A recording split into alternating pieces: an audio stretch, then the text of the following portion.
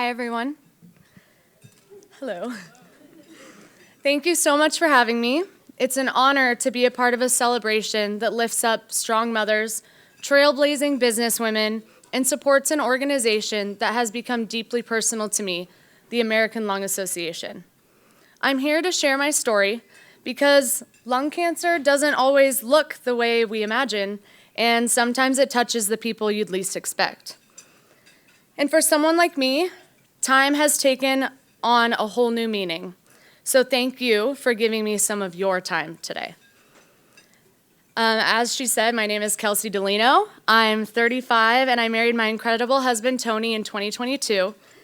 And that day, I didn't just become a wife, I became a mom to 4 incredible boys. Andrew and Joel are joining us today. Yeah. Evan is in Vegas at college, also, fun. And Tony and Jeremy are at a baseball tournament, so they weren't able to join us.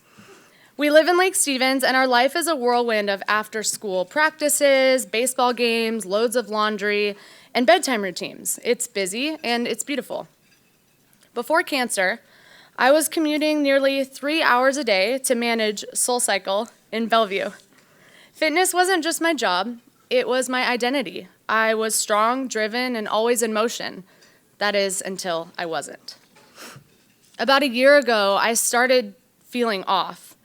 I was tired, had aching pain in my back and my hips. I blamed my mattress, my commute, my age, but nothing helped. Not pain relievers, not chiropractors, and slowly I began to feel like my body was betraying me. Last year on Mother's Day weekend, while coaching Joel's baseball team, I made a sudden movement and my back completely seized up. My legs gave out and I collapsed. I had 10 13-year-old boys standing there staring at me, unsure of what to do. I laughed to hide my fear, but inside I was panicking. Something was definitely wrong. Finally, I got the results of my MRI of my hips and spine, and I was about to head home from work that day when I got a call from the doctor, and he said, "Are you sitting down?" I was like, well, that's dramatic, just to tell me I have a herniated disc in my back. But quickly I could tell by his tone that it was much more serious. He then told me that I had a 13 centimeter lesion in my pelvis and lesions on my spine. I didn't even know what a lesion was. I said, could it be benign? Cancer never crossed my mind. I was 34 years old, healthy, active, and I didn't feel sick. I didn't call my husband in that moment. It felt like it wasn't information I wanted to share over the phone. So for that hour-and-a-half commute home, I drove in silence, numb, and crying. When I walked in the door, through tears, I told him, they think it's cancer. Saying it out loud made it real. He just held me and said, we'll get through this, whatever it is.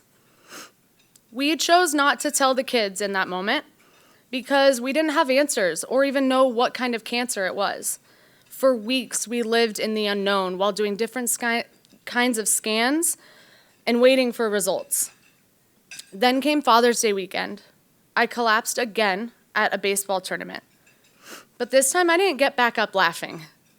I stayed down crying, and this time I knew in my bones that this was cancer. My body was breaking down, and I was terrified. So I had to step away from coaching. I bought a cane because it wasn't safe for me to walk without support, and that broke my heart. July 1st, diagnosis day, the day we finally got answers. My oncologist called with my CT results while I was at work. She said they'd found the primary tumor in my left lung and that my spine was collapsing by over 50% and that I needed to admit myself to the ER immediately. That morning, I was a studio manager. That night, I was a cancer patient. Then came the words that split my life into before and after. metastatic, stage 4, non-small cell lung cancer. Multiple places in my spine, my pelvis, my liver, my lymph nodes, and shoulder were already consumed. I couldn't walk without assistance. I couldn't work, I couldn't coach. Piece by piece, the life that I had built was being stripped away. But cancer doesn't pause the everyday routine for our kids and our family. While in the hospital, my youngest played his first Little League All-Star game, and I had to watch it from my phone. I missed celebrating the 4th of July with my boys, and instead I watched fireworks from a hospital bed. The hardest part wasn't what the cancer did to me, it was how it affected the people I loved the most. My husband kept our lives moving forward. He became my rock, my caretaker, my comfort, and my calm. My parents, my sister, my family, and friends, they carried me when I couldn't carry myself. My boys were my support, always asking if there was anything that they could do to help. Cancer was taking a lot away from me, but I made a promise to myself.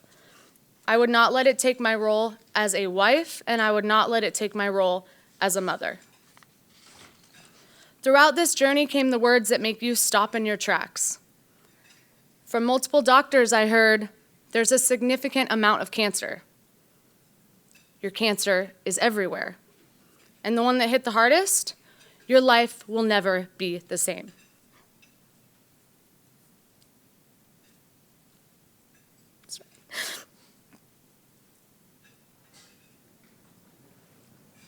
I looked at Andrew and it made me cry. Okay. But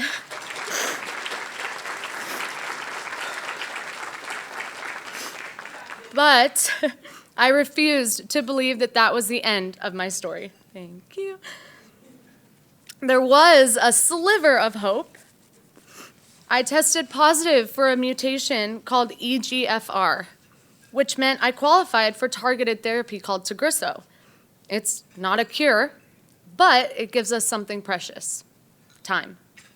Time to wake up next to my husband, time to watch my kids hit new milestones, time to cheer from the sidelines, and time to simply be here. And in a world of incurable cancer, time is everything. So I started to rebuild.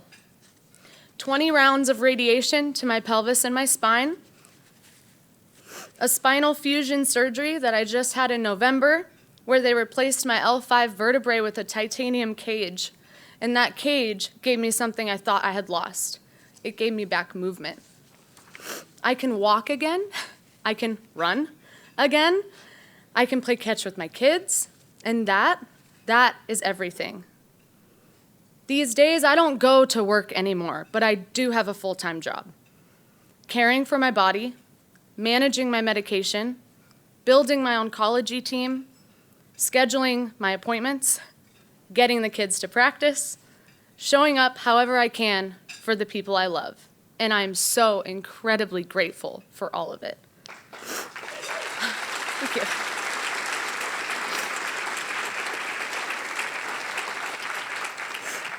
Today, 10 months after my diagnosis, my scans are stable.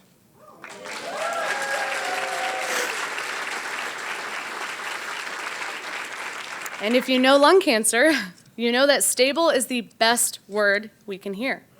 Stable means breathing room. It means another season of baseball. It means more birthdays, more trips, more memories, because I will live with this disease for the rest of my time. So it is my job to make that time count. And that's why I'm here, to put a face to this diagnosis, to remind you that lung cancer doesn't look a certain way. I never smoked. I'm not lying. I never smoked. I was active, I was healthy, I was young, and still, it happened to me. Living with lung cancer means holding two worlds in your hand: fear and hope. Some days I cry in bed, and some days I dance in the kitchen. Often it's both. But now I know every moment matters.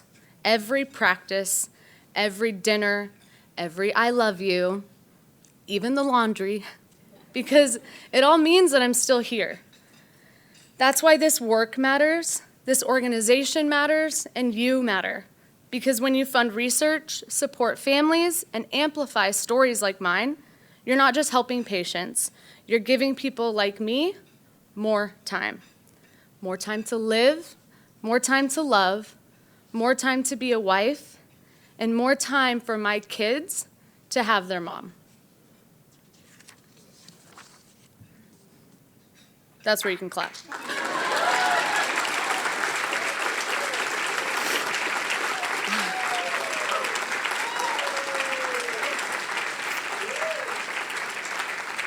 So you have an opportunity to support the life-changing work of the American Lung Association today.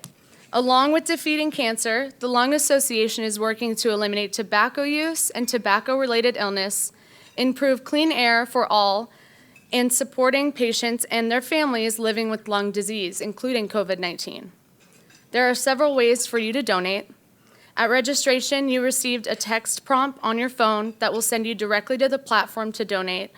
There are also some QR codes available to take you to the same platform. And finally, on your tables are hard copy donation forms that will be collected at the end of the program. Thank you.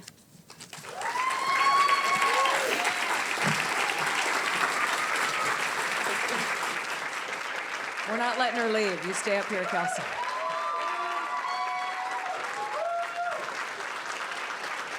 Much deserved. This is resilience right here.